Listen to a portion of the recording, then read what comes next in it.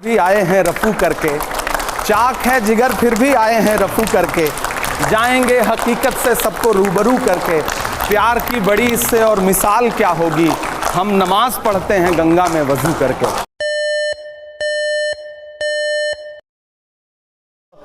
सबसे पहले तो मैं आपसे यह पूछना चाहूंगा कि जिन मंचों पर आप सुपरस्टार हो चुके थे, वहां बड़े बड़े शायर कहते थे और सलाह देते थे कि आप क्या मुझको नवाजेंगे जनाबे आली, सल्तनत तक मेरे इनाम में बिक जाती है। वो सियासत का इलाका है, उधर मत जाना, आबरू कूचाए बदनाम में बिक जाती है। गजल के मन से मना किया जाता है कि सियासत में मत जाना, और आप फिर भी आ गए। हाँ, ये मेरी हिम्मत थी और मुझे ऐसा लगता है कि इलाहाबाद विश्वविद्यालय की पढ़ाई जो है वो आपको वो तेवर सिखाती है कि आप समाज को अगर बदलना चाहते हैं तो हर उस फील्ड में जा कर के खुद को आजमाइए जहां से आपको लगता है कि समाज को कंट्रोल किया जा रहा है, देश को कंट्रोल किया जा रहा है। मुझे एक वक्त के बाद लगा कि मंच अब जब मंच ही कंट्रोल हो रहा है तो फिर वहां चलो जहां से मंच कंट्रोल हो रहा है, जहां से कलम को कंट्रोल किया जा रहा है।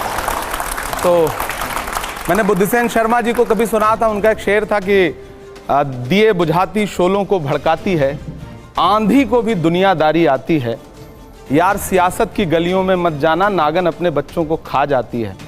हम इलाहाबाद में उनका एक शेर ये भी सुन रहे थे, तो हम राहत इंदौरी को भी सुन रहे थे कि यारों के भी दांत बहुत जहरीले हैं, तो हमको भी सांपों का मंतर आता है। तो हमने सोचा चलते हैं और मंतर आजमाते हैं, तो सियासत की दुनिया में आ गया। ये बड़ी अच्छी बात कही आप। जाना चाहिए। और दूसरा सवाल है कि आपकी पार्टी एक ज़माने में लोग कहते थे कि जात पे ना पात पे, इंदिरा जी की बात पे मोहर लगेगी हाथ पे, और अब ये राष्ट्रीय पार्टी जाति पे वोट मांग रही है। ये दो सवाल मैं आपसे पूछ रहा हूँ। Good question, you are a good question. पहली बात तो ये कि कांग्रेस पार्टी जाति पे वोट नहीं मांग रही। आपका पहला सवाल है कि संभल के मुद्दे पे आपका क्या कहना। यहाँ तमाम युवा साथी बैठे हैं, हम किस धर्म से हैं, किस मजहब से हैं, इससे हट के एक बात मैं कहना चाहता हूँ कि संभल के मुद्दे का हल कैसे होना चाहिए। इससे महत्वपूर्ण यह है कि वो जो 5 नौजवान मारे गए उनके बारे में तो कोई बात ही नहीं कर रहा है। ऐसा नैरेटिव बना दिया गया कि चर्चा जो है ये हो रही है कि आज पुलिस प्रशासन ने ये बयान दिया, आज ये दिया। जिस दिन से वो 5 बच्चे, नौजवान बच्चे, न साजिश थी न कोई जंग का ऐलान लिखा था, बुझी आंखों में एक मासूम सा अरमान लिखा था, जिसे दंगाई कह के सीधे गोली मार दी तुमने, उसी मजदूर के सीने पे हिंदुस्तान लिखा था। मैं बहुत भावुक हूं। क्या किसी ने एक संवेदना का शब्द, सत्ता में बैठे हुए किसी एक व्यक्ति ने एक संवेदना का शब्द बोला है? 5 लाशें उठी हैं।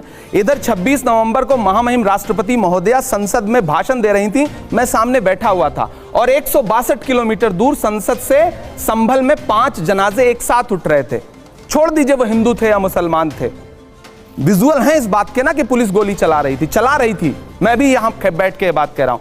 अगर पुलिस ये कहती है कि वो पत्थर मार रहे थे, तो उन लड़कों को किसने मारा उसका विजुअल आपके पास कहां है? पुलिस जो नैरेटिव बना दे।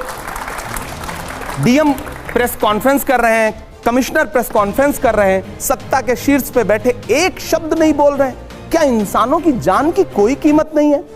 हमारे यहाँ ऐसा ही होता है। सदियों से यहीं पर रहता है, जाने कितने दुख सहता है। भीगी पलकों से एक बेटा भारत मां से ये कहता है, पुरखे हम सबके गोद में तेरी खाक ओढ़ के लेटे हैं, मां हम भी तेरे बेटे हैं।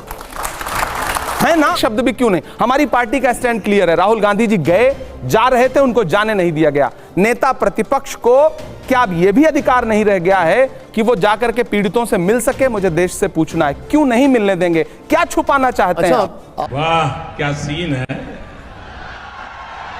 वाह क्या सीन है। मैं बचपन में मुनव्वर राना का एक शेर सुना करता था कि शरीफ इंसान क्यों आखिर इलेक्शन हार जाता है। किताबों में तो ये लिखा है रावण हार जाता है। हाँ, हम इलेक्शन हार जा रहे हैं।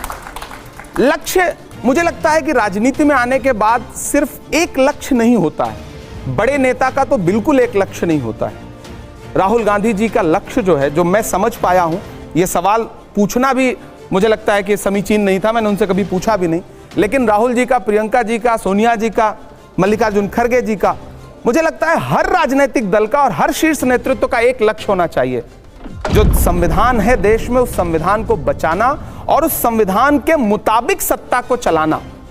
सबसे बड़ा लक्ष्य ये होना चाहिए। हाँ, ये सही है कि जब तक जीतोगे नहीं, सत्ता में आओगे नहीं, संविधान को इंप्लीमेंट कैसे कर पाओगे। लेकिन इसीलिए उस संविधान ने एक प्रारूप भी रखा है ना कि अगर आप सत्ता में नहीं और विपक्ष में हैं तब भी आप मजबूती से लड़ाई लड़ सकते हैं। आज हालत ये हुई कि हम जब सुबह बाबा साहब अंबेडकर का नाम लेकर के प्रोटेस्ट कर रहे थे तो 2 बजे तक के लिए हाउस को एडजर्न करना पड़ा। ये विपक्ष की ताकत है और विपक्ष इस बार इतना मजबूत है कि कल 1 नेशन 1 इलेक्शन उन्होंने इंट्रोड्यूस किया और तुरंत उसे जेपीसी को भेजना पड़ रहा है। तो विपक्ष मजबूत होना चाहिए। हम आज विपक्ष में हैं, जो सत्ता पक्ष में है वो कई साल 2 सांसदों के साथ थे, तो ये उतार चढ़ाव, हार जीत आती रहेगी। लेकिन इसी में आपको लोकतंत्र के प्रारूप को सत्ता पक्ष के लोगों को भी स्वीकार करना चाहिए। ये बड़ी अच्छी बात कही आप। मुख्यमंत्री महोदय कांग्रेस के बड़े सच्चे सिपाही थे, उनके पुराने भाषण उठा के देखिए तो जो उन्होंने कांग्रेस के प्रति वफादारी के बोल बोले हैं उसको इन दिनों जब वो खुद सुनते होंगे तो मुझे लग रहा है कि शर्मिंदा होते होंगे। तो ऐसा ही कुछ झूठ बहुत सारे नेताओं ने राहुल जी के बारे में फैलाया। राहुल जी बहुत विनम्र व्यक्ति हैं और जब मैं पहली बार मिला तो ये सोच के उठा था उनके दरवाजे से कि इस इंसान से तो देश के हर व्यक्ति को मिलना चाहिए, इनकी इमेज बदलेगी। ये ऐसे है ही नहीं है जो इनके बारे में देश को बताया जाता है। और मुझे खुशी है कि फिर राहुल जी एक दिन भारत जोड़ो यात्रा पर निकले तो लाखों लोग उनसे मिले, करोड़ों लोग उनसे मिले। लेकिन हेमंता बिस्वा शर्मा कहते हैं कि अगर वो मुझसे मिल लेते तो असम में कांग्रेस नहीं टूटती, असम में कांग्रेस नहीं नीचे जाती।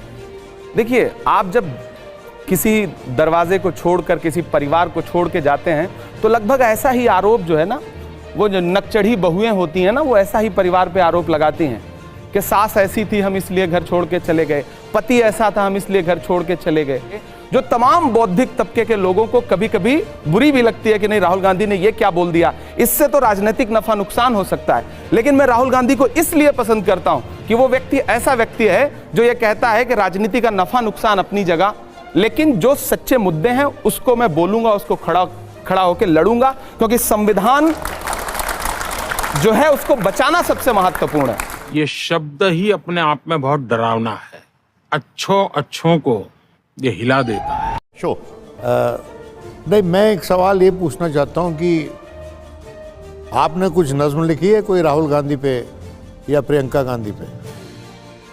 नज्म मतलब मैंने 4 मिसरे लिखे हैं, मैं भारत जोड़ो यात्रा के दौरान मैंने नज्म लिखे। सवाल नहीं, मैं इंतजार कर रहा हूँ कि वो सुनाएं, उसके बाद मैं अपना सवाल पूछूंगा। मैंने 4 मिसरे कहे थे। मैं तरन्नुम में सुनाऊं या तहत में सुनाऊं? तरन्नुम में सुनाओ भाई। तरन्नुम में सुनाना। खौफ नहीं जिसे मुरझाने का, मैं उस गुल के साथ खड़ा हूं। मैं जो बात कह रहा था कि जो साहस है उनमें, खौफ नहीं जिसे मुरझाने का, मैं उस गुल के साथ खड़ा हूँ। कैसा भी दौर आए लेकिन मैं राहुल के साथ खड़ा हूँ। कल भी खुल के साथ खड़ा था, आज भी खुल के साथ खड़ा हूँ। कैसा भी दौर आए लेकिन मैं राहुल के साथ खड़ा हूँ। और